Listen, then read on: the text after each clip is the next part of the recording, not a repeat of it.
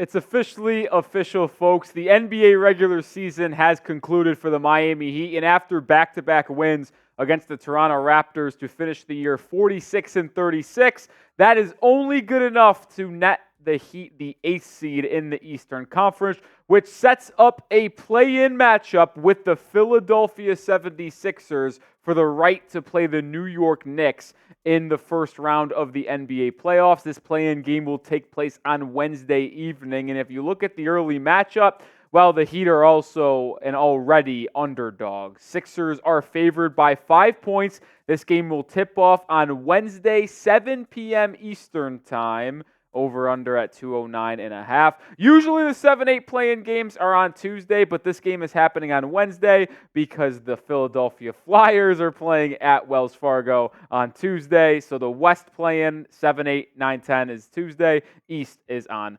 Wednesday. We will be live for this game, by the way. Heat Sixers for the right to play the Knicks. Like I said, we're going to have a live watch party, so make sure you subscribe and join us. We will be live 30 minutes prior to that game being tipped off. So you saw 7 p.m. Eastern Time tip. Well, we'll be live at 6:30, so join us for a live watch party where we have commentary, analysis, and play-by-play for what should be a very fun game.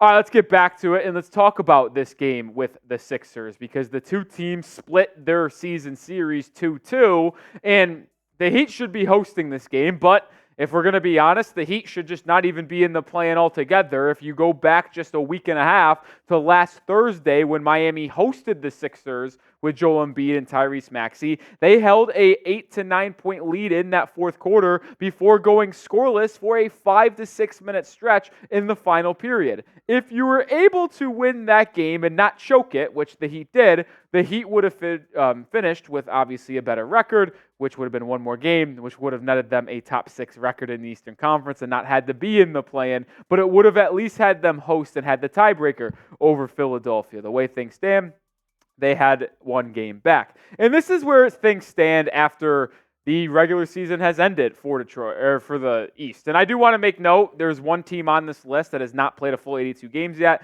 That is the Detroit Pistons, because as of filming this, they are the only Eastern Conference team that was playing a Western Conference team at 2:30 p.m. Central Time or 3:30 Eastern Time. So this is how things shook out. Celtics 1 seed, Knicks 2 seed, Bucks 3, Cavs 4, Magic 5, Indiana 6, 7 Philly, 8 Miami, Chicago 9, and 10 Atlanta. So what does this mean for the Heat? And before we get into the injury report and how I think Miami can beat the Sixers in this game on Wednesday, I do want to break down what will happen for Miami. If the Heat beat the Sixers on Wednesday evening in Philadelphia, the Heat and the New York Knicks will match up in a 7-round series in the first round of the playoffs.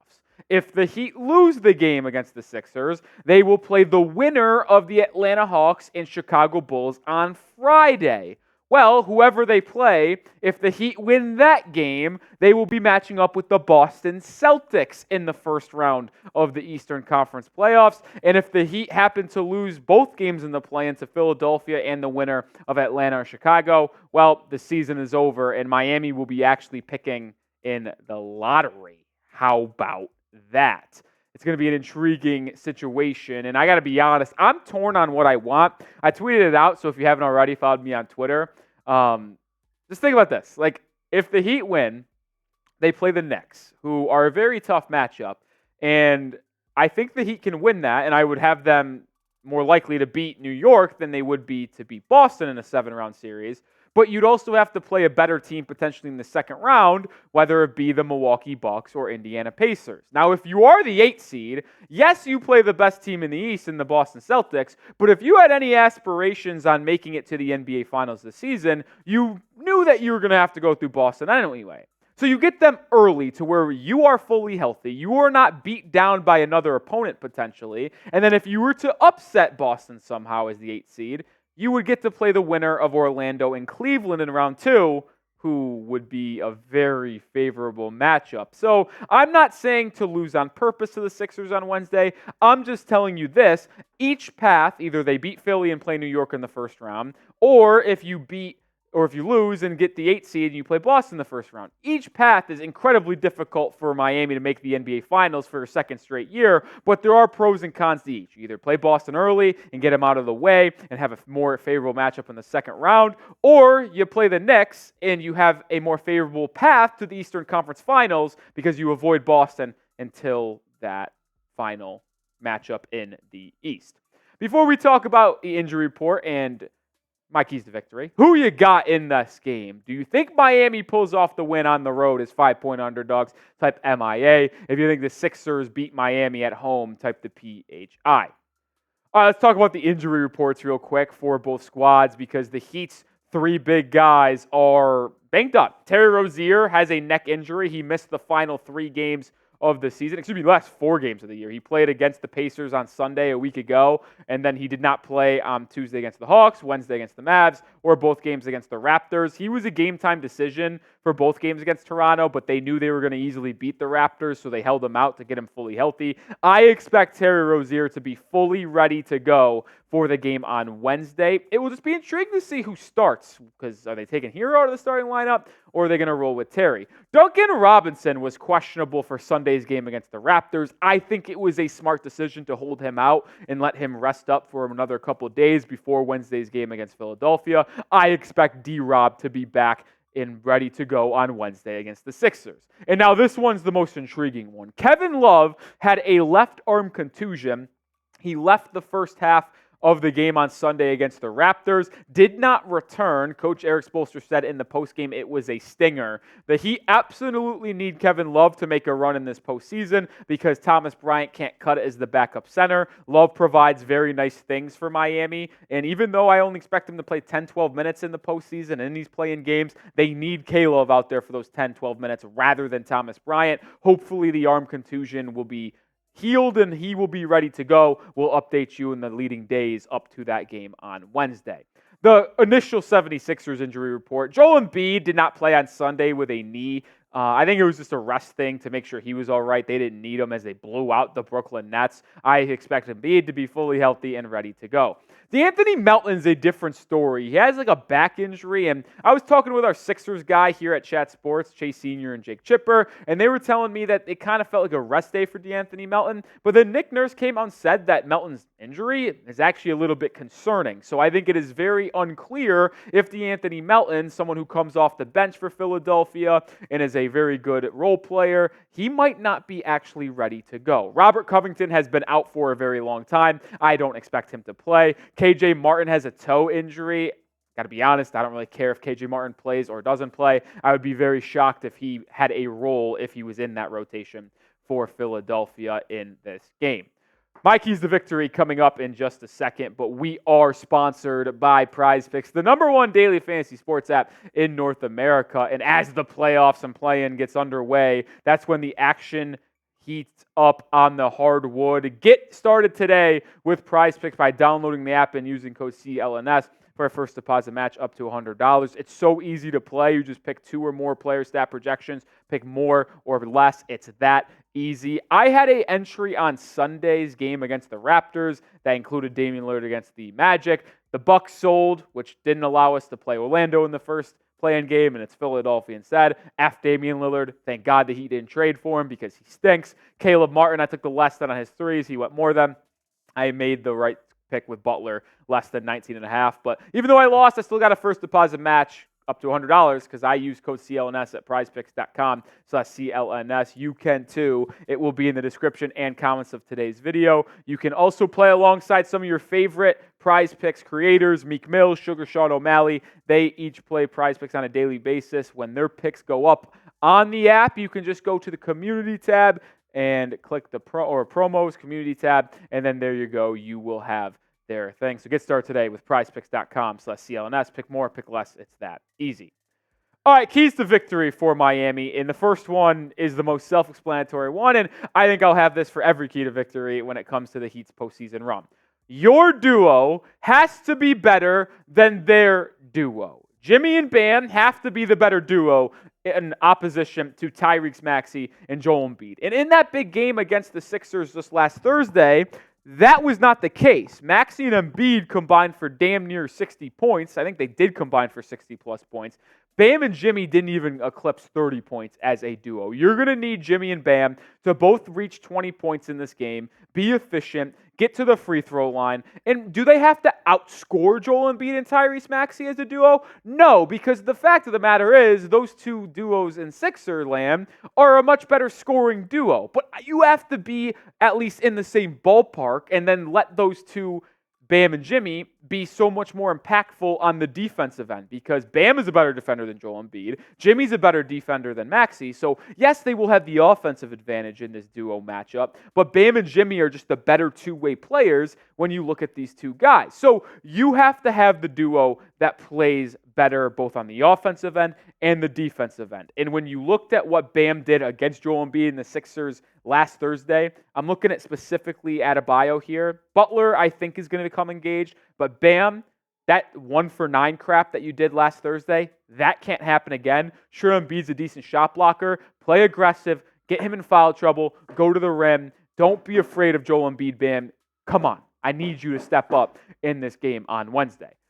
Number 2, you need to contain the dribble drive. And this kind of goes with the same thing of Tyrese Maxi, because in that game last Thursday, and I'm looking specifically at this one because that's really the first time these two teams matched up fully healthy, Maxi absolutely killed you. He did. He had 30-plus points, and you couldn't stay in front of him. He was driving by you, and he would either get to the rim for an easy layup, or he would stop, sidestep mid-range jumper, and knock down a mid-range shot. He was killing you. And that's where it's going to be interesting to see where Miami goes with their starting group, specifically starting off that game. Are they going to go Terry and Tyler? Are they going to go Duncan and Terry? Are they going to go Duncan and Tyler? Like, how do they go and start with this group? Because Maxi needs to be contained off the bat, and you can't let him get on fire. If you just go back, yes, Joel Embiid didn't play in this game, but the Heat and Sixers played on Christmas, and it was arguably Tyrese Maxi's worst game of the season. He had less than 10 points, I believe, and shot like 2 of 19 from the field. So the blueprint is there to play good defense on Tyrese Maxi. You just need to go back to that and not get it fried like you did last Thursday. What is your biggest key to victory for Miami? You want the Heat to win this game and play the Knicks in the first round as the 2-7. Let me know what the Heat need to do the most in order to get that matchup after beating the Sixers.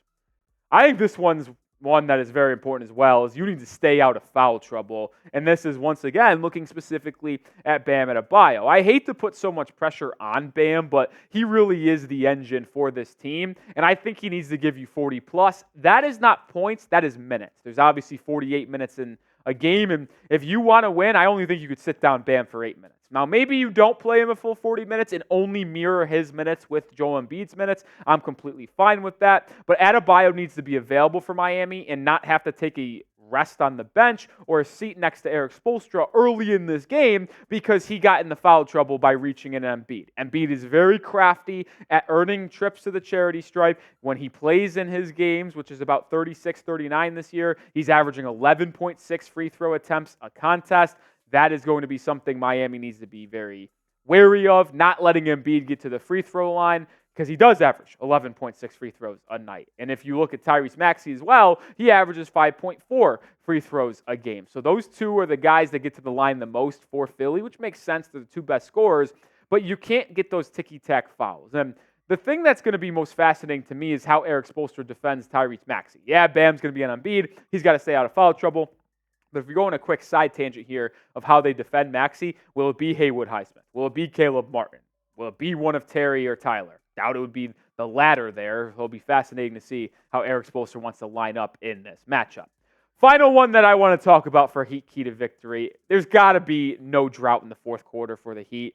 I've alluded to it a couple times on today's show, but when the Heat played the Sixers last time, they had it in their hands. And if they closed that game out in the fourth quarter, they wouldn't be sitting here, and they would actually be a top 6 seed in the Eastern Conference, not after worrying about the play-in. But they did, and they went scoreless for 6-7 minutes in that fourth quarter, and the Sixers were able to come back in that game and get a win. And this is not the only time it's happened all year long. The Heat are actually the second worst team in the entire league in terms of fourth quarter. Their net rating in terms of offensive and defense is negative 5.1 in the fourth period. That is 29th in the NBA. That is not good, folks. And it really comes from the offense, because the defense is always fine. The Heat are actually the 5th best defensive team in the country, by the way. Country, talking college hoops, in the NBA. They are an elite defensive team. It's always the offense that is holding Miami back, and specifically in the fourth quarter, their offensive rating is at 108.2, which is 28th in the NBA, aka the 3rd worst. So the Heat cannot be going on these droughts in the fourth quarter. And if you just look back to a year ago and why Miami was playing in the NBA Finals against the Denver Nuggets, you can thank strong fourth quarter performances. I mean, think about the couple games they beat against the Milwaukee Bucks in the first round of the playoffs last year. They were down by 15 in Milwaukee in Game 5 to close out. They were down by 16 home in Game 4 against Milwaukee. They came back and won. So they were an excellent fourth quarter team last year in the playoffs.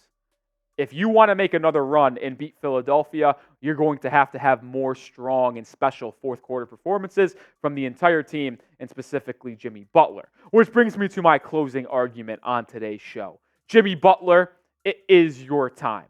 You have to elevate your play once again. And I don't think it's fair for us Heat fans and this Heat team to rely on Jimmy to be the driving force for this team constantly in the biggest moments. But the fact of the matter is this: when you coast as much as Jimmy Butler does in the regular season, when you shy away from big games and don't play aggressively in the regular season, us Heat fans and this team has to come to the fact of, well, you're doing this to preserve your energy so you can go full throttle and turn into Michael Jordan 2.0 when the games matter in April.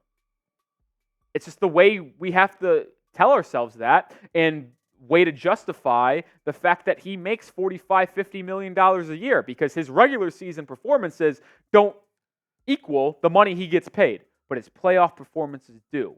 So Jimmy, it's your time. You have to turn it up again. Don't have to go full MJ, but you have to be aggressive, earning trips to the free throw line at least 8-9 times a game, and give me 27 plus points an outing. If you turn into the guy you were last year, or even just 80% of it, the Heat will win this first play-in game, play New York, and beat they sorry asses too in the first round of the playoffs. That will do it for today's show. We will have injury updates and more things to keep your eye out for in this matchup on Monday and Tuesday leading up to this big-time game on Wednesday night against the Philadelphia 76ers. Remember, we will be live for that game. Watch party, myself, Tyler Smith will be here producing as well. So make sure you come join us for that big game, because the Heat are hopefully going to win and take on the New York Knicks in the first round of the playoffs.